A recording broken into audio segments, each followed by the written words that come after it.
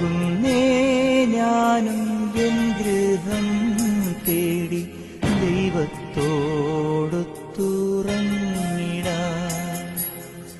എത്തുന്നേ ഞാനെൻ നാഥന്റെ ചാരി കിട്ടിയെന്നൊപ്പമുണർന്നിടാൻ. കരയുന്നോ നിങ്ങൾ ഇന്ത്യനായി ഞാനൻ സ്വന്ത ദേശത്ത് പോകുമ്പോൾ? കഴിയുന്നു യാത്ര ഇത്ര നാൾ കാത്ത ഭവനത്തിൽ ഞാനും ചെന്നിതാ. പോകുന്നേ 2023 ജൂലൈ 18 കേരളവും ലോകമെമ്പാടുമുള്ള മലയാളികളും വാവിട്ട് കരഞ്ഞ ദിവസം. തിരുവനന്തപുരത്തു നിന്ന് 3.5 മണിക്കൂർ കൊണ്ട് പുതുപ്പള്ളിയിലെത്താവുന്ന 158 കിലോമീറ്റർ ദൂരം താണ്ടാൻ വിലാപയാത്രയ്ക്കെടുത്തത് 2 പകലും 1 രാത്രിയും നീണ്ട 38 മണിക്കൂറാണ്. ഈറൻ മിഴികളോടെ ജനലക്ഷങ്ങൾ ഒഴുകിയെത്തിയ ആ വിലാപയാത്ര ഉമ്മൻചാണ്ടിയെ ഇതിഹാസമാക്കി മാറ്റി. സമാനതകളില്ലാത്ത യാത്രയെപ്പായി അത് മാറിയത് അദ്ദേഹത്തിന്റെ ജീവിതം സമാനതകളില്ലാത്തതുകൊണ്ടാണ്. തിരുവനന്തപുരം ജഗതിയിലുള്ള പുതുപ്പള്ളി ഹൗസിൽ നിന്നാണ് ചരിത്രം സൃഷ്ടിച്ച ആ വിലാപയാത്ര ആരംഭിച്ചത്. സ്വന്തം മണ്ഡലത്തിന്റെ പേര് ലഭിച്ച അത്യപൂർവമായ ഒരു വീടാണിത്. ആർഭാടത്തിന്റെ കണിക പോലുമില്ലാത്ത ഈ വീടിന്റെ ഏറ്റവും വലിയ സവിശേഷത ഈ വീടിന് എപ്പോഴും തുറന്നിട്ട വാതിൽ ഉണ്ടായിരുന്നു എന്നതാണ്. ആർക്കും എപ്പോൾ വേണമെങ്കിലും ഇവിടെ ഓടിക്കയറാം. ഈ വീട്ടിലെ ലാൻഡ് ഫോൺ നമ്പറായ 2345-600 ഏത് പാതിരാത്രിക്കും ആർക്ക് വേണമെങ്കിലും വിളിക്കാം. നിങ്ങൾ വരുന്നതും നിങ്ങൾ വിളിക്കുന്നതും കാത്ത് ഒരാൾ ഇവിടെ ഉണ്ണാതെ ഉറങ്ങാതെ കാത്തിരിപ്പുണ്ടായിരുന്നു. ഇവിടെ വരുന്നവരാരും വെറും കൈയോടെ മടങ്ങിപ്പോയിട്ടില്ല. ഞാൻ രണ്ടും കൽപ്പിച്ച് ഈ നമ്പറിൽ വിളിച്ചപ്പോൾ മറുതലക്ക് ഹലോ. എനിക്ക് വർത്താനം പറയാൻ കഴിയുന്നില്ല. പക്ഷേ എൻ്റെ പ്രശ്നങ്ങൾ മുഴുവനും പറയുന്നത് വരെ അയാൾ മറുതലക്ക് ഫോൺ വെച്ചിട്ട് നിന്നു. ഞാൻ അദ്ദേഹത്തോട് പറയുന്നത് ഞാനൊരു വിധവയാണ്, ചെറിയ 3 കുട്ടികളാണ്, എൻ്റെ മകൻ സംസാരിക്കുന്നില്ല, കേൾക്കുന്നില്ല, പെട്ടെന്ന് അവൻ്റെ കണ്ണിന് വൈകല്യം വന്നു. അപ്പോൾ ഞാൻ ആകെ ജീവിതത്തോട് തോറ്റുപോയി. ഞാൻ എന്തു ചെയ്യണം? അതിനുത്തരം അദ്ദേഹം പറഞ്ഞു, ആ കുട്ടി രക്ഷപ്പെടട്ടെ, അവന് കേൾക്കാൻ കഴിയുമല്ലോ, എത്ര പൈസ ആയാലും അത് ഞാൻ ഇവിടെ എത്തിച്ചു തരുന്നു. അവിടെ അപ്പം തന്നെ എന്നെ വിളിച്ച് ഫോൺ വെച്ചപ്പം തന്നെ അവർ മിംസിൽ വിളിച്ച് പറഞ്ഞു. അപ്പോൾ മിംസിൽ നിന്നാണ് എന്നെ പിന്നെ വിളിക്കുന്നത്. നിങ്ങളെ പണമൊക്കെ റെഡി ആയിട്ടുണ്ട്, ഡേറ്റ് നമുക്ക് ഫിക്സ് ചെയ്യാം, ഉടനെ ഓപ്പറേഷൻ നടത്തണമെന്ന്. ഇവൻ ആദ്യത്തെ ശബ്ദം അദ്ദേഹത്തിൻ്റെ കേട്ടത് ഹലോ. നിങ്ങൾ എവിടെയാണെന്നോ, നിങ്ങളെ രാഷ്ട്രീയം എന്താണെന്നോ, നിങ്ങളെ കുലം എന്താണെന്നോ, നിങ്ങളെ ജാതി എന്താണെന്നോ, മതം എന്താണെന്നോ അദ്ദേഹം ചോദിച്ചില്ല. പ്രശ്നം മാത്രം കേട്ടു. ഞാനൊരു ഇടതുപക്ഷ ചിന്താഗതിക്കാരിയാണ്.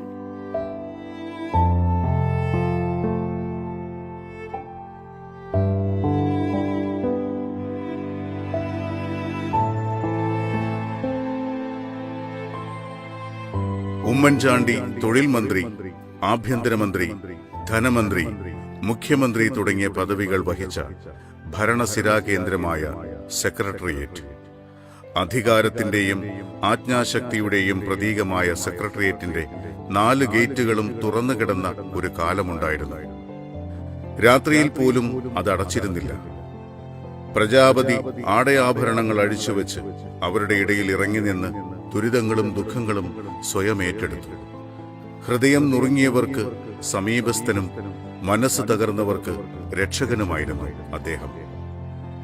ജനങ്ങൾ പാതിരാ കഴിഞ്ഞും മടങ്ങിക്കഴിയുമ്പോൾ അവിടെ ഒരാൾ ഫയൽ കൂമ്പാരത്തിലേക്ക് ഇറങ്ങിച്ചെല്ലും. രാവേറെയാകുമ്പോൾ, ഒപ്പിടാൻ കൈകൾക്ക് ത്രാണിയില്ലാതാകുമ്പോൾ, ഊർജത്തിന്റെ അവസാനത്തെ കണികയും വറ്റിക്കഴിയുമ്പോൾ, കാഞ്ഞ വയറുമായി ജഗതിയിലെ വീട്ടിലേക്ക് ആളും ആരവവുമില്ലാതെയായിരുന്നു ഈ പ്രജാപതിയുടെ മടക്കം.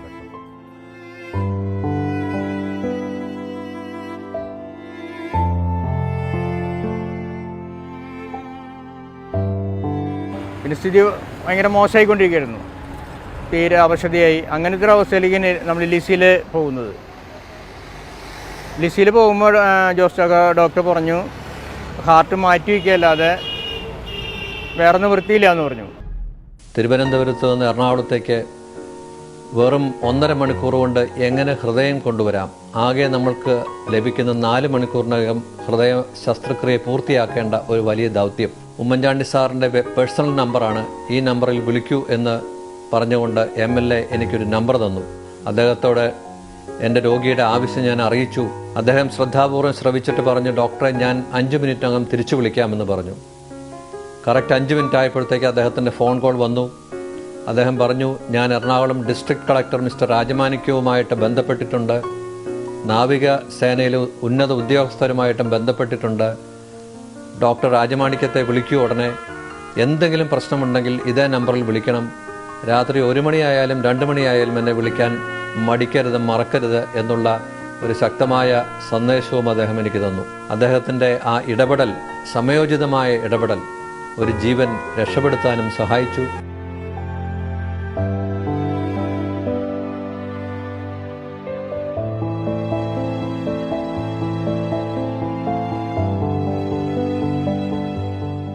അഗാധമായ മനുഷ്യസ്നേഹത്താൽ പ്രചോദിതനായാണ് ഉമ്മൻചാണ്ടി ദശലക്ഷങ്ങൾ പങ്കെടുത്ത ജനസമ്പർക്ക പരിപാടി 4 തവണ സംഘടിപ്പിച്ചത്.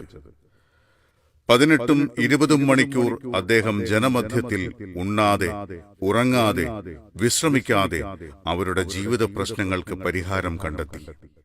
ലോകത്തൊരിടത്തും ഇത്തരമൊരു ഭരണ പരീക്ഷണം നടന്നിട്ടില്ല എന്നതിനാലാണ് ഐക്യരാഷ്ട്ര സംഘടന പൊതുജന സേവനത്തിനുള്ള അവാർഡ് നൽകി അദ്ദേഹത്തെ ആദരിച്ചത്. UN അവാർഡ് ബഹ്റൈനിൽ വെച്ച് നൽകിയപ്പോൾ ഉമ്മൻചാണ്ടിയെ അവിടുത്തെ രാജാവ് രാജകീയമായാണ് സ്വീകരിച്ചത്.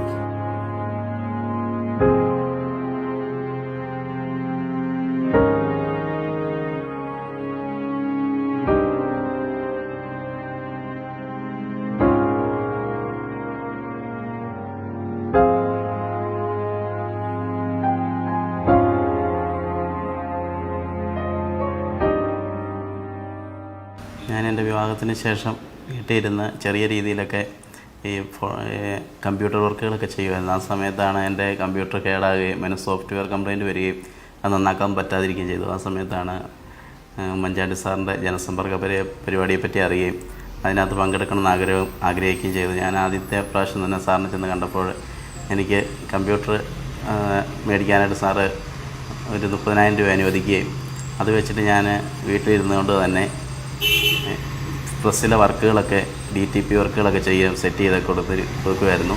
തൊട്ടടുത്ത കൊല്ലത്ത് തന്നെ ജനസമ്പർക്ക പരിപാടി വീണ്ടും പങ്കെടുക്കുകയും സാറിനോട് എനിക്കൊരു ഫോട്ടോസ്റ്റാറ്റ് മെഷീൻ വേണമെന്ന് പറയുകയും ചെയ്തു. 50,000 രൂപ അനുവദിച്ചിട്ട് ഒരു ഫോട്ടോസ്റ്റാറ്റ് മെഷീൻ മേടിക്കാനുള്ള സഹായം ചെയ്തു തന്നു. അങ്ങനെ ആ സാറിൻ്റെ സഹായം കൊണ്ടാണ് ഞാനിങ്ങനെ ഒരു പ്രസ്ഥാനം തുടങ്ങി ഇപ്പോൾ എൻ്റെ കുടുംബജീവിതം, എൻ്റെ മക്കളെയും എൻ്റെ ജീവിതം മുന്നോട്ട് പോകാൻ എനിക്ക് സാധിക്കുന്നത്.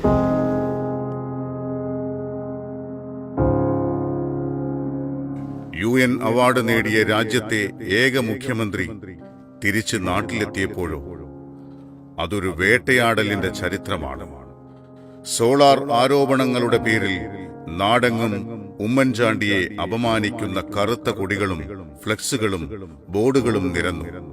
CPM 24 മണിക്കൂർ സെക്രട്ടേറിയറ്റ് വളഞ്ഞുവെച്ചു. സോളാർ കമ്മീഷന് മുമ്പിൽ ഉമ്മൻചാണ്ടി തുടർച്ചയായിരുന്നത് 14 മണിക്കൂർ. സോളാർ വിവാദത്തിന്റെ അടിസ്ഥാനമായ വ്യാജക്കത്ത് ഹൈക്കോടതി ചീന്തിയെറിഞ്ഞെങ്കിലും അത് ഉമ്മൻചാണ്ടിയെ ശാരീരികമായും മാനസികമായും ബാധിച്ചിരുന്നു. സോളാർ വിവാദം സെക്രട്ടേറിയറ്റിനകത്തും പുറത്തും കൈവിട്ടു പോകുന്ന രീതിയിൽ ആളിക്കത്തിക്കൊണ്ടിരുന്നപ്പോഴും മുഖ്യമന്ത്രി സൗദിയിൽ തൂക്കിലേറ്റാൻ പോകുന്ന ഒരാളുടെ ജീവൻ രക്ഷിക്കാനുള്ള തിരക്കിലായിരുന്നു. ഇവരുടെ എക്സിക്യൂഷന് നടത്താൻ വേണ്ടി ഒരാഴ്ച സമയമുള്ളായിരുന്നു. അപ്പം അതിനകത്ത് വെച്ച് നമുക്ക് ഇവരുടെ മാപ്പ് അപേക്ഷ ചെല്ലണം. അതായത് ഈ മരണപ്പെട്ട ആളുടെ ഭാര്യ ഒപ്പിട്ടാലേ അവരെ എക്സിക്യൂഷന് രക്ഷപ്പെടുത്താൻ പറ്റും. അതിൻ്റെ ഭാഗമായിട്ട് ഞങ്ങൾ അവിടെ പോയപ്പോഴത്തേക്ക് സെക്രട്ടേറിയറ്റ് മൊത്തം അന്നത്തെ സോളാർ വിഷയമായിട്ട് ബന്ധപ്പെട്ട് മൊത്തം അതിനകത്ത് കയറാൻ പറ്റാത്തൊരു സാഹചര്യമായിരുന്നു. ഇവരെ 3 പേരെ എങ്ങനെ രക്ഷപ്പെടുത്തണം അത് മാത്രമേ സാറിൻ്റെ ആ ഒരു ചിന്തയിൽ വന്നുള്ളൂ. സാറ് ബാക്കിയുള്ളതിനൊന്നും ബോധം കൊടുക്കാതെ നമ്മളെ കാര്യത്തിന് വേണ്ടി അവരുമായിട്ട് സംസാരിച്ച് അടിയന്തരമായിട്ട് അത് ഒപ്പിടിച്ച് മേടിച്ചു. ഭാര്യയുടെ നിന്ന് സംസാരിച്ച് കൺവിൻസ് ചെയ്ത് ഒപ്പിടിച്ച് മേടിച്ചിട്ട് അത് അയച്ചു കൊടുത്തു. കോടതി കൊണ്ടുപോയി സബ്മിറ്റ് ചെയ്തപ്പോഴത്തേക്കും എക്സിക്യൂഷനിൽ നിന്ന് അവരുടെ രക്ഷപ്പെടുത്തി. ടൈറ്റാനിയം കേസും പാറ്റൂർ ഭൂമിദാന കേസ്, ബാർക്കോഴ കേസ് തുടങ്ങിയ കേസുകൾ വരിഞ്ഞു മുറുകുമ്പോഴും ഉമ്മൻചാണ്ടി അതൊന്നും കൂസാതെ സഹായഹസ്തം നീട്ടിക്കൊണ്ടേയിരുന്നു. 2010 സെപ്റ്റംബറിൽ ഇത് ഹൈജാക്ക് ചെയ്യുന്ന ഷിപ്പിനെ ഹൈജാക്ക് ചെയ്ത് അവർ സൊമാലിയക്ക് കൊണ്ടുപോയി. അപ്പോൾ തന്നെ കമ്പനി വീട്ടിൽ ഫാമിലിനെ വൈഫിനെ അറിയിച്ചു. വൈഫ് അപ്പം LDF ഗവൺമെൻറ്റാണ് ഇവിടെ ഭരിക്കുന്നത്. LDF ഗവൺമെൻറ് കണ്ടു കഴിഞ്ഞ് കഴിഞ്ഞപ്പോൾ അവർ പറഞ്ഞത് ഞങ്ങൾക്കൊന്നും ചെയ്യാൻ പറ്റില്ല, സെൻട്രൽ ഗവൺമെൻറ്റിൻ്റെ കയ്യിലാണിത്, സെൻട്രൽ ഗവൺമെൻറ് ചെയ്യട്ടെ. അത് കഴിഞ്ഞ് ഗവൺമെൻറ് മാറി പുതിയ ഗവൺമെൻറ് വന്നു കഴിഞ്ഞപ്പം എൻ്റെ വൈഫിന് ഉമ്മൻചാണ്ടി സാറിനെ കാണാനുള്ളൊരു സൗകര്യം കിട്ടി. സാറിൻ്റെ ക്യാബിനിലേക്ക് കയറുന്നതിൻ്റെ മൂലയ്ക്ക് ഷട്ടറിൻ്റെ സൈഡിൽ ഒതുങ്ങി മാറി നിൽക്കുമ്പം സാറ് നല്ല സ്പീഡിൽ ഇങ്ങനെ മേടിച്ച് പോകുന്നതിൻ്റെ കൂട്ടത്തിൽ ആ ഷട്ടറിൻ്റെ തൊട്ടിപ്പുറം വെച്ച് മാറി ഫയലുമായിട്ട് നിൽക്കുന്ന എന്നെ കണ്ടു, ദൂരെ നിൽക്കുന്നത്. അങ്ങനെ കയറി പോകേണ്ട സാറ് നേരെ ആ മൂലക്കിലേക്ക് എൻ്റെ അടുത്തേക്ക് വന്നിട്ട് ചോദിച്ചു, ആരാ മനസ്സിലായില്ലല്ലോ. അപ്പോൾ എനിക്ക് ജീവൻ വെച്ചു. സാറേ, ഞാൻ ആ കുത്താട്ടോടത്തുനിന്ന് വിളിച്ചുകൊണ്ടിരിക്കുന്ന ടീച്ചർ ഭയങ്കര എക്സൈറ്റ്മെൻറ്റോടുകൂടി ഞാൻ പറയാം സാറിനോട്, ഓ എനിക്ക് നേരിട്ട് കാണാൻ എൻ്റെ കൂടെ വരുമെന്ന് പറഞ്ഞു, എൻ്റെ കൂടെ വരുമെന്ന് പറഞ്ഞു. കേസ് ടേക്കപ്പ് ചെയ്യുകയും അതിൻ്റെ തീരുന്ന സമയം വരെ ഏകദേശം 4 വർഷവും 2 മാസവും എൻ്റെയും എൻ്റെ ഭാര്യയുടെ കുട്ടികളുടെയും കൂടെ തന്നെയായിരുന്നു. എല്ലാ കാര്യങ്ങൾക്കും ഡൽഹിക്ക് പോവുകയും അവിടെ പ്രശ്നങ്ങൾ അവതരിപ്പിക്കുകയും അവിടുന്ന് MPമാരുടെ സഹായം മേടിച്ച് അവരുടെ വണ്ടിയിൽ പോയി അന്നത്തെ മിനിസ്റ്റേഴ്സിനെ കാണാനുള്ള എല്ലാ സൗകര്യങ്ങളും ഒരുക്കി കൊടുക്കുകയും ചെയ്തത് ഉമ്മൻചാണ്ടി സാറാണ്.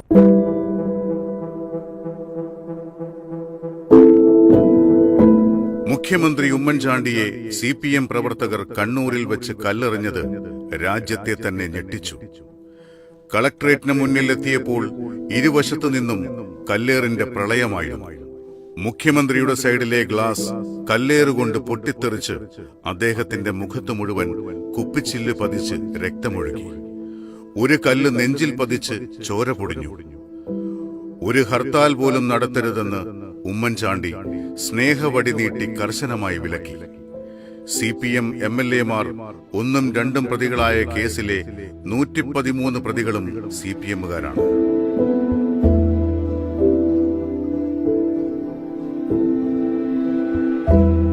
മുഖ്യമന്ത്രി ആക്രമിച്ച സംഭവമാണ്.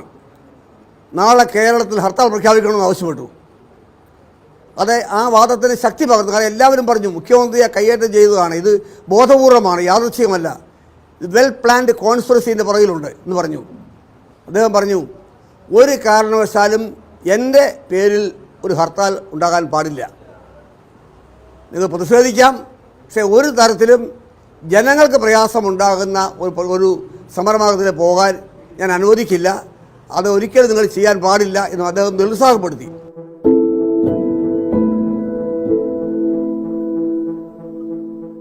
വേട്ടയാടിയവരോട് ഉമ്മൻചാണ്ടി ക്ഷമിക്കുക മാത്രമല്ല, അവരെ ചേർത്ത് പിടിക്കുകയും ചെയ്തു. കണ്ണൂരിൽ കല്ലെറിയാൻ നേതൃത്വം കൊടുത്ത 2 CPM MLAമാരെ വിചാരണ കോടതിയിൽ വെച്ച് തിരിച്ചറിയാൻ പറ്റുന്നില്ലെന്ന് പറഞ്ഞ് അവരെ സംരക്ഷിച്ചു. കേസിൽ ശിക്ഷിക്കപ്പെട്ട CPM പ്രവർത്തകൻ ഉമ്മൻചാണ്ടിയെ കണ്ട് ക്ഷമ പറഞ്ഞപ്പോൾ അദ്ദേഹത്തെ ചേർത്ത് പിടിച്ച് ആശ്വസിപ്പിച്ചു. മന്ത്രിസഭയിലെ ഒരംഗത്തെക്കുറിച്ച് സോളാർ കേസിലെ പ്രതി സ്വകാര്യമായി പറഞ്ഞ കാര്യങ്ങൾ ഉമ്മൻചാണ്ടി പുറത്തുവിട്ടില്ല. സോളാർ സംഭവം മുഖ്യമന്ത്രിയുടെ ഓഫീസിൽ വെച്ച് തന്റെ കണ്ണുകൊണ്ട് കണ്ടതാണെന്ന് പറഞ്ഞ MLAയോടും അദ്ദേഹം പരാതി പറഞ്ഞില്ല. അന്ന് ഞാൻ CPM ലോക്കൽ കമ്മിറ്റി അംഗവും പാർട്ടി കൗൺസിലറായിരുന്നു. അന്ന് അദ്ദേഹത്തിനെ കാണുമ്പോൾ അദ്ദേഹം ഉണ്ടാക്കി തന്നൊരു പോസിറ്റീവ് ഗുണം എന്ന് പറയുന്നത്, അദ്ദേഹത്തിനെ കണ്ടു, അദ്ദേഹം കൈ തന്നു, അദ്ദേഹം പറഞ്ഞു രാഷ്ട്രീയ പ്രചരണം നടത്തണം, പിന്മാറാൻ പാടില്ല, അത് ജീവിതത്തിന്റെ ഭാഗമായി തന്നെ മുന്നോട്ട് പോകണമെന്ന് ഉപദേശം തരുന്നതിനൊപ്പം പിറകിൽ നിന്ന് അദ്ദേഹത്തിന്റെ കോൺഗ്രസ് പ്രവർത്തകർ മറ്റു പ്രവർത്തകർ മാപ്പ് പറയണമെന്ന് പറഞ്ഞ് ഇങ്ങനെ ബഹളം കൂട്ടിയ സമയത്ത് അദ്ദേഹം ആണ് പറയുന്നത് മാപ്പ് പറയണ്ട, അത് രാഷ്ട്രീയ പ്രവർത്തനത്തിന്റെ ഭാഗമാണെന്ന് അദ്ദേഹം എന്നെ ഇൻസ്പയർ ചെയ്യുന്ന രീതിയിലായിരുന്നു അന്ന് സംഭവം ഉണ്ടായത്.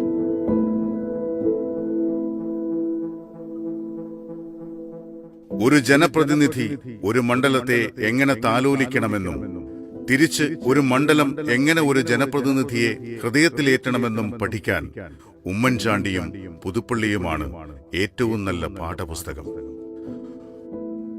കുഞ്ഞൂഞ്ഞിന് വ്യക്തിബന്ധമില്ലാത്ത ഒരാൾ പോലും പുതുപ്പള്ളിയിലില്ല. പുതുപ്പള്ളിയിൽ അദ്ദേഹം എത്താത്ത ഒരു വീട് പോലും കാണില്ല.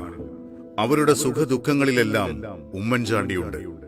അദ്ദേഹത്തിന് സന്തോഷമോ പ്രയാസമോ ഉണ്ടാകുമ്പോൾ ഓടിയെത്തുന്നതും പുതുപ്പള്ളിയിലേക്കാണ്. പുതുപ്പള്ളിയിലെ കരോട്ട് വള്ളക്കാലിൽ തറവാട്ടിൽ എല്ലാ ഞായറാഴ്ചയും നടക്കുന്ന ജനസമ്പർക്കമാണ് മുഖ്യമന്ത്രിയായപ്പോൾ ജനസമ്പർക്ക പരിപാടിയായി അവതരിപ്പിച്ചത്. 12 തവണ ഉമ്മൻചാണ്ടിയെ തുടർച്ചയായി ജയിപ്പിച്ച് പുതുപ്പള്ളി ചരിത്രത്തിൽ ഇടം പിടിച്ചു.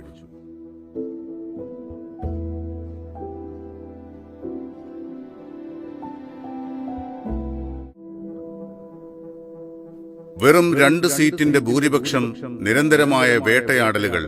എന്നിട്ടും ഗാന്ധിജിയെയും നെഹ്റുവിനെയും ജീവിതത്തോട് ചേർത്ത് പിടിച്ച് വികസന രംഗത്തും ക്ഷേമരംഗത്തും അഭൂതപൂർവമായ നേട്ടം കൈവരിച്ച് കാലാവധി പൂർത്തിയാക്കി.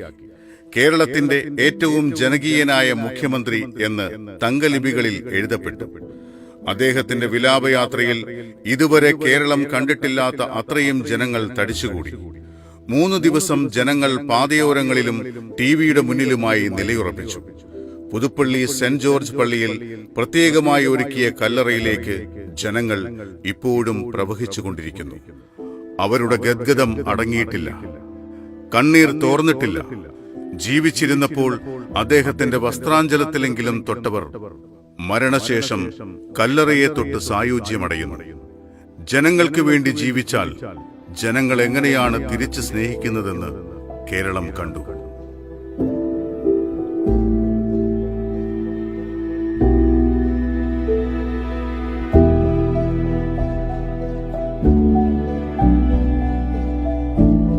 ആരായിരുന്നു ഉമ്മൻചാണ്ടി? മികച്ച ഭരണാധികാരിയായിരുന്നു. ഇനി 25 കൊല്ലം കഴിയുമ്പോൾ ഞാൻ ജീവിച്ചിരിപ്പുണ്ടാവുകയില്ല. ഇവിടെ ഇരിക്കുന്ന പലരും കാണും. അന്ന് നിങ്ങൾ കേരളത്തിന്റെ ചരിത്രത്തിൽ വായിക്കും, കേരളം കണ്ട ഏറ്റവും മികച്ച മുഖ്യമന്ത്രിമാർ അച്യുതമേനോനും ഉമ്മൻചാണ്ടിയുമായിരുന്നുവെന്ന്. അന്ന് പറയാൻ പോകുന്നത് കൊച്ചി മെട്രോ, വിഴിഞ്ഞം തുറമുഖം, സ്മാർട്ട് സിറ്റി, കണ്ണൂർ വിമാനത്താവളം, ഇങ്ങനെ അനേകം കാര്യങ്ങളായിരിക്കും. ഉമ്മൻചാണ്ടി നീതിമാനായിരുന്നു. നമ്മുടെ പാർട്ടിക്കാരനായ മുൻ മന്ത്രി, മുൻ MLA ശ്രീ കൃഷ്ണൻ കടിയാമ്പറമ്പൽ, അദ്ദേഹം ഗുരുതരമായ രോഗം ബാധിച്ച് ഇവിടെ RCC കിടക്കുക. ആ ഘട്ടത്തിൽ അദ്ദേഹത്തിനൊരു മരുന്ന് വേണമായിരുന്നു. മരുന്ന് വാങ്ങാൻ ലക്ഷക്കണക്കിന് രൂപ വേണം. ഞങ്ങളുടെ പാർട്ടിയുടെ കയ്യിൽ കാശില്ല. അപ്പോൾ ഞാൻ അവസാനം ആശ്രയം കണ്ടത് ഉമ്മൻചാണ്ടിയാണ്. അങ്ങനെ ചരിത്രത്തിൽ ആദ്യമായി ഒരു കീഴ്വഴക്കം സൃഷ്ടിച്ചുകൊണ്ട് ഒരു നിയമ നടപടി സ്വീകരിച്ച ഉമ്മൻചാണ്ടിയെ നമുക്ക് മറക്കാൻ കഴിയില്ല. ഉമ്മൻചാണ്ടി കാരുണ്യവാനായിരുന്നു. ഉമ്മൻചാണ്ടി സാർ ഒരുപാട് ഇഷ്ടമാണ്. എൻ്റെ സ്കൂള് LP സ്കൂളായിരുന്നു. അത് UP സ്കൂളാക്കാൻ വേണ്ടിയിട്ട് ഞാൻ ഉമ്മൻചാണ്ടി സാറിന് അന്ന് ഉമ്മൻചാണ്ടി സാർ മുഖ്യമന്ത്രി ആയിരിക്കുന്ന സമയത്ത് കത്ത് എഴുതിയിട്ടുണ്ടായിരുന്നു. പിന്നെ എനിക്ക് UP സ്കൂളാക്കി തന്നു സാറ്. ഉമ്മൻചാണ്ടി കരുതലായിരുന്നു. എനിക്കോ എൻ്റെ കുടുംബത്തിനോ ആർക്കും മറക്കാൻ പറ്റാത്തൊരാളാണ് ഉമ്മൻചാണ്ടി സാർ. കാര്യം പറയുമ്പോൾ സങ്കടം വരും, കാരണം അത്രമാത്രം മനസ്സിൻ്റെ ഉള്ളിലുണ്ട്. CH മുഹമ്മദ് സാറ് മുഖ്യമന്ത്രി ആയിരിക്കുന്ന കാലഘട്ടത്തിൽ എൻ്റെ അച്ഛന് ഒരു വലിയ അറ്റാക്ക് ഉണ്ടായി. അതിൽ ഒരു ദൈവം പോലെ വന്ന ഒരാളാണ് ഉമ്മൻചാണ്ടി സാർ.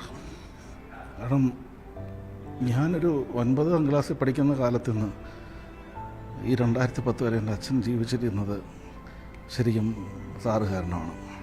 സാറ് നേരെ പോയത് CH മുഹമ്മദ് സാറിൻ്റെ അടുത്തേക്കാണ്. അവിടെ പോയി ആ മുറിയിൽ കയറിയിട്ട് പറഞ്ഞു, എനിക്കിങ്ങനെ ഒരു ആവശ്യമുണ്ട്, ഈ ഒരു ട്രിവാൻഡ്രം മെഡിക്കൽ കോളേജിൽ നിന്ന് ആംബുലൻസ് പോയി ഞങ്ങളുടെ ഒരാളെ കൊണ്ടുവരണം, എൻ്റെ സ്വന്തം ഒരു ചേട്ടനെ കൊണ്ടുവരണമെന്നാണ് പറഞ്ഞു. ഒരു ജീവൻ്റെ വലിപ്പം മനസ്സിലാക്കിക്കൊണ്ടായിരിക്കാം സാർ അവിടുന്ന് പറഞ്ഞു, എനിക്കിത് ശരിയാക്കി തന്നെങ്കിൽ മാത്രമേ ഞാൻ ഈ മുറിയിൽ നിന്ന് പോകുള്ളൂ എന്ന് പറഞ്ഞ് വാശി പിടിച്ച് അവിടെ ഇരുന്നു. പിന്നീടുണ്ടായതൊക്കെ വളരെ പെട്ടെന്നാണ്. എല്ലാ കാര്യങ്ങളും നടത്തി ഡോക്ടർ വിജയരാമൻ സാർ ഉൾപ്പെടെയുള്ളവർ പത്തനംതിട്ടയിലേക്ക് വന്ന് അച്ഛനെ കൊണ്ടുപോയി. അങ്ങനെയാണ് എൻ്റെ അച്ഛൻ്റെ ജീവിതം തിരിച്ചു കിട്ടുന്നത്. ഉമ്മൻചാണ്ടി സത്യസന്ധനായിരുന്നു. ഈ പിറവം ഇലക്ഷൻ നടക്കുന്ന സമയത്ത്, അപ്പോൾ അന്ന് അതിൻ്റെ ഒരു ഇലക്ഷൻ്റെ ഒരു 4 ദിവസം മുമ്പ് ഞാൻ ഗൾഫിലിരിക്കുമ്പോൾ ഒരു കോൾ വരും. അപ്പോൾ അതിൽ പറഞ്ഞു ഇങ്ങനെ ഒരു അവിടെ കുറച്ചൊരു ഫണ്ടിൻ്റെ ഒരു ആവശ്യമുണ്ട്. അപ്പോൾ ഡോക്ടർ അദ്ദേഹമല്ല വിളിച്ചത്, അദ്ദേഹത്തിൻ്റെ സെക്രട്ടറി ആർക്കെയാണ് വിളിച്ചിട്ട് പറഞ്ഞു ഇങ്ങനെ ഒരു ഫണ്ടിൻ്റെ ഒരു ആവശ്യമുണ്ട്. അപ്പോൾ അന്ന് ഡോക്ടർ അവിടെ എന്തെങ്കിലും ഒരു സഹായിക്കണം എന്ന് പറഞ്ഞു. അപ്പോൾ ഞാൻ ചോദിച്ചു എന്താ വേണ്ടതെന്ന് പറഞ്ഞു. ഒരു എമൗണ്ടും പറഞ്ഞു. ഞാനത് അവിടെ പിറ്റേ ദിവസം തന്നെ ഒരാളുടെ പേര് പറഞ്ഞിരുന്നു. അത് കൊടുക്കാൻ വേണ്ടിയൊക്കെ ഏർപ്പാട് ചെയ്തു, കൊണ്ടേ കൊടുത്തു ഇയാളുടെ അടുത്ത്. ഇലക്ഷൻ കഴിഞ്ഞ് 2 ദിവസം കഴിഞ്ഞിട്ട് എനിക്കൊരു കോളാണ് ആർക്കേൻ്റെ. ഈ പണം ആവശ്യം വന്നിട്ടില്ല. ഈ പണം കാരണം അവിടെ അതിലും കൂടുതൽ വേറെ നിലയിലൊക്കെ വേറെ കിട്ടിയോണ്ട് പിന്നെ ആവശ്യം വന്നില്ല. അതുകൊണ്ട് ഇത് മുഖ്യമന്ത്രി CM പറഞ്ഞിട്ടുണ്ട്, ഡോക്ടർ അത് പിന്നെ എപ്പോഴും ആവശ്യം ഉണ്ടായി ചോദിക്കാൻ തിരിച്ച് കൊടുക്കാൻ പറഞ്ഞിട്ടുണ്ട്. അപ്പൊ ഇത് വേറൊരു സ്ഥലത്തും നടക്കില്ല. ഉമ്മൻചാണ്ടി സമീപസ്ഥനായിരുന്നു. രാത്രിയും പകലും ഇല്ലാതെ ഞാനും എൻ്റെ ഭാര്യയും ഒക്കെ നിരന്തരം വിളിച്ച് ബന്ധപ്പെട്ടുകൊണ്ടായിരുന്നു. അപ്പോഴൊക്കെ ഞങ്ങളെ ആശ്വസിപ്പിക്കുകയാണ്, സാറ് വിഷമിക്കരുത്, ഞാൻ മാർഗം ഉണ്ടാക്കി തന്നോളാം, നിങ്ങൾ വിഷമിക്കരുത്, ഭാര്യ വീട്ടിലുണ്ടോ കൊടുക്കുക, ഞാൻ പറഞ്ഞോളാം എന്ന് പറഞ്ഞ് അത്രമാത്രം. അതുപോലെ സുഷമ സ്വരാജുമായിട്ടൊക്കെ നിരന്തരം ബന്ധപ്പെട്ടു. ഡൽഹി പോയിട്ട് അദ്ദേഹം എനിക്ക് തോന്നുന്നു ഒരാഴ്ചക്കാലം അവസാന സമയത്ത് ഡൽഹി താമസിച്ചതിന് വേണ്ട മുഴുവൻ ക്രമീകരണങ്ങളും ചെയ്ത് സുഷമയായിട്ട് ബന്ധപ്പെട്ട് പ്രത്യേക വിമാനം വിട്ട് ഈ കുട്ടികളെ ഇവിടെ സുരക്ഷിതമായിട്ട് കൊണ്ടുവന്ന മുഴുവൻ്റെ ഉത്തരവാദിത്വം നമ്മുടെ ഉമ്മൻചാണ്ടി സാറിനാണ് എന്ന് പറയുന്നതിൽ എനിക്ക് പറയാതിരിക്കാൻ പറ്റില്ല. അത്രമാത്രം വേദന ഉണ്ടായ ഒരു സംഭവമാണ്. ഉമ്മൻചാണ്ടി വഴികാട്ടിയായിരുന്നു. ആ സമയത്തിൽ അദ്ദേഹത്തിന്റെ ശക്തമായിട്ടുള്ള ഇടപെടലാണ് എൻ്റെ ഭാര്യ DHS ആകാനുള്ള പ്രധാനപ്പെട്ട കാരണം. അല്ലെ, അവർക്ക് മാറ്റാൻ വേണമെങ്കിൽ ഞാനിതൊക്കെ പറയുന്നത് എന്താന്ന് പറഞ്ഞാൽ, എതിരാളികളുടെ മനസ്സിൽ ഒരു വെറുപ്പിൻ്റെതായിട്ടുള്ള ഒരു ചിത്രമല്ല അദ്ദേഹത്തെ സംബന്ധിച്ചിടത്തോളം ഉണ്ടാകുക. രാഷ്ട്രീയ പ്രവർത്തകൻ എങ്ങനെ ആയിരിക്കണം എന്നുള്ളതിൻ്റെ ഒരു വ്യക്തമായ ഒരു മെസ്സേജാണ് ഉമ്മൻചാണ്ടി സാർ ഇപ്പോൾ കേരളത്തിന് കൊടുത്തിരിക്കുന്നത്. അപ്പോൾ അതിനി വരുന്ന തലമുറയ്ക്ക് കൂടി വലിയൊരു ഉത്തരവാദിത്വമാണ് ഉമ്മൻചാണ്ടി സാർ ബാക്കി വെച്ചു പോയത് പൂർത്തീകരിക്കുക എന്ന് പറയുന്നത്. പുതുപ്പള്ളിയിലെ ഉപതെരഞ്ഞെടുപ്പിൽ കോൺഗ്രസ് സ്ഥാനാർത്ഥി ആര് എന്ന ചോദ്യത്തിന് മറുപടി നൽകാൻ നേതൃത്വത്തിന് മണിക്കൂറുകൾ പോലും വേണ്ടി വന്നില്ല. ചാണ്ടി ഉമ്മൻ സ്ഥാനാർത്ഥിയായത് ഉമ്മൻചാണ്ടിയുടെ മകനായതുകൊണ്ടല്ല, മറിച്ച് അദ്ദേഹം കോൺഗ്രസ് രാഷ്ട്രീയത്തിലൂടെ പടിപടിയായി വളർന്ന് മൂത്തു പാകമായപ്പോഴാണ്. Youth Congress national outreach chairman എന്ന പദവിയിൽ ദേശീയ തലത്തിലും KPCC അംഗം, യൂത്ത് കോൺഗ്രസ് സെക്രട്ടറി തുടങ്ങിയ പദവികളിൽ സംസ്ഥാനത്തും പ്രവർത്തിച്ച ശേഷമാണ് പുതുപ്പള്ളിയിൽ പുതിയ ഉത്തരവാദിത്വം ഏറ്റെടുത്തത്. രാഹുൽ ഗാന്ധിയോടൊപ്പം ഭാരത് ജോഡോ യാത്രയിൽ 4000 കിലോമീറ്റർ നഗ്നപാതനായി നടന്ന് ദേശീയ തലത്തിൽ വരെ ചാണ്ടി ഉമ്മൻ ശ്രദ്ധിക്കപ്പെട്ടു. വിഖ്യാതമായ Delhi Saint Stephen's college union പ്രസിഡന്റായിരുന്ന ചാണ്ടി LLM ബിരുദധാരിയായ സുപ്രീം കോടതി അഭിഭാഷകനാണ്. പുതുപ്പള്ളിയും അപ്പയും തമ്മിലുള്ള ബന്ധം അഭേദ്യമായിട്ടുള്ള ഒരു ബന്ധമാണ്. അപ്പയ്ക്ക് പുതുപ്പള്ളി എന്ന് പറഞ്ഞാൽ തൻ്റെ ജീവനായിരുന്നു എന്ന് തന്നെ പറയാം. പുതുപ്പള്ളിയിൽ പോവാത്ത ഒരു ഞായറാഴ്ച അദ്ദേഹത്തെ സംബന്ധിച്ച് ജീവൻ പോകുന്നതിന് തുല്യമായിരുന്നു. ഈ വികസനവും കരുതലും പെട്ടെന്ന് ഉണ്ടായ ഒരു മുദ്രാവാക്യമല്ലായിരുന്നു. അദ്ദേഹം MLA ആയിരുന്ന കാലഘട്ടത്തിൽ നടത്തിയ വികസന പ്രവർത്തനങ്ങൾ ഈ മണ്ഡലത്തിൽ നിരവധിയായ വികസന പ്രവർത്തനങ്ങളുണ്ട്. അതിൽ ആരോഗ്യ മേഖലയിലെ മികച്ച ഹോസ്പിറ്റലുകളുണ്ട്, വിദ്യാഭ്യാസ മേഖലയിലെ അന്താരാഷ്ട്ര നിലവാരമുള്ള സ്ഥാപനങ്ങളുണ്ട്, അതുപോലെ തന്നെ പാലങ്ങൾ, അതുപോലെ തന്നെ ഉള്ള സർക്കാർ ഓഫീസുകൾ എല്ലാം ഈ നാട്ടിലുണ്ട്. അപ്പം വികസനം എന്നുള്ളത് ഒരു ആസ്പെക്റ്റായി നിർത്തിക്കൊണ്ട് ഇതേപോലത്തെ വികസനം കൊണ്ടുവരികയും കരുതലിൻ്റെ ഭാഗമായിട്ട് ഇവിടുത്തെ സാധാരണക്കാരനെയും പാവപ്പെട്ടവനെയും കരുതി അവൻ്റെ പ്രശ്നങ്ങളിൽ ഇടപെട്ട് തൊഴിൽ രഹിതരായ അനവധി പേർക്ക് തൊഴിൽ കണ്ടെത്തി കൊടുക്കുകയും ചെയ്തിട്ടുണ്ട്.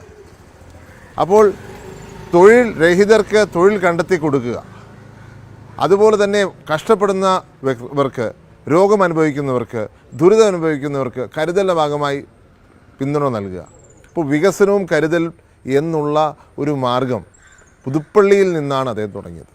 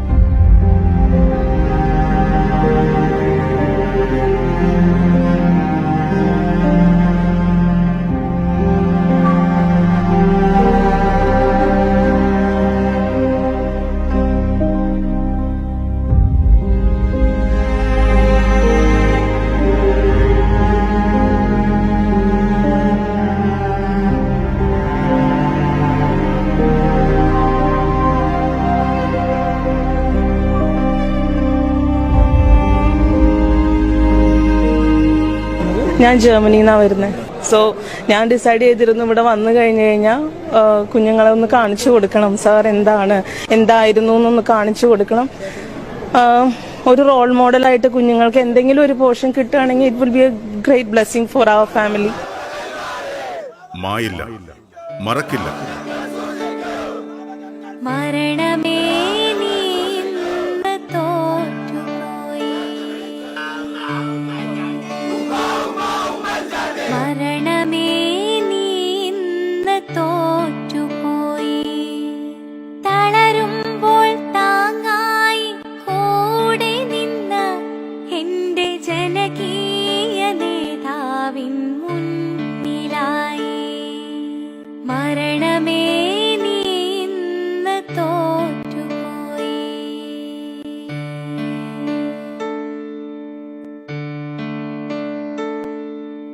ജനഹൃദയങ്ങളിൽ തിളങ്ങി നിന്നു ജനകീയനായൊരു ജനനായകൻ.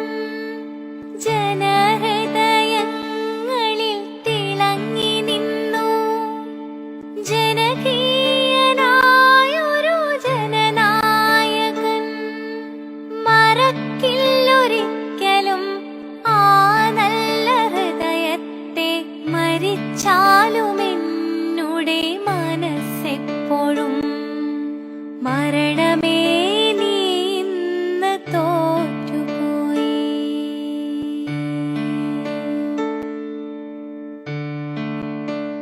പരിമിതമാമീ ലോകത്തിൽ കടമകളെല്ലാം തീരുന്നേ, പരമപിതാവിൻ ചാരത്ത് പുതിയൊരിടം ഞാൻ തേടുന്നേ.